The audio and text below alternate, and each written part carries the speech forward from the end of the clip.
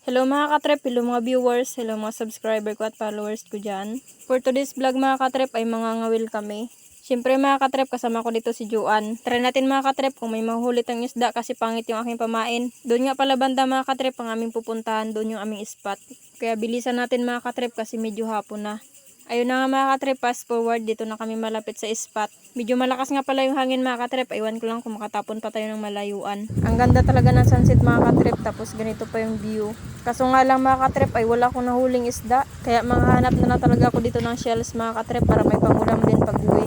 Habang naghanap nga pala ako ng shells mga katrep ay may nakita akong parang alupihan. Tawag nga pala dito sa amin mga katrep ay alupihan sa dagat. Mahaba yan siya mga katrep, pwede rin yan siyang pamain pag wala ka talagang pamain na mahanap. Sa paghuli pala ng alupihan sa dagat mga katrep ay kailangan mong maging maingat. Kailangan hindi ka maingay kasi mahiya yan siya, bigla yan siya magtago. Tapos kailangan may tinidor ka mga katrep o kaya maliit na kutsilyo lang para makuha siya. Kaya ito mga katrep, mag-aantay tayo ng tamang panahon para mahuli natin to. Nung lumabas na pala mga katrep, ang kalating katawan niya, ito na. Tinira ko na mga katrep.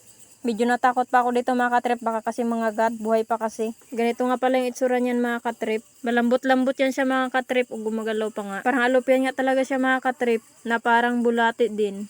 So ayun na nga mga katrep, may pamain na tayo. Try natin mga katrep kung makahuli tayo ng isda. Sana makahuli nga. Puntahan na natin doon si Juan, baka may nahuli na siyang isda. Kaiba talaga hawakan mga katrep yung alupian na to oh.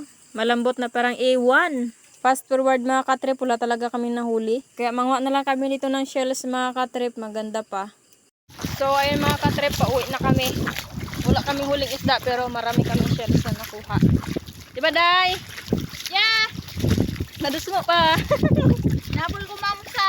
Nabul niya yung mangsa. Talakitok na malaki. Linangoy niya, atikman, basa. Ah. Sabit pa yung ano, lure, pamain. Yung lure. Uwi na kami.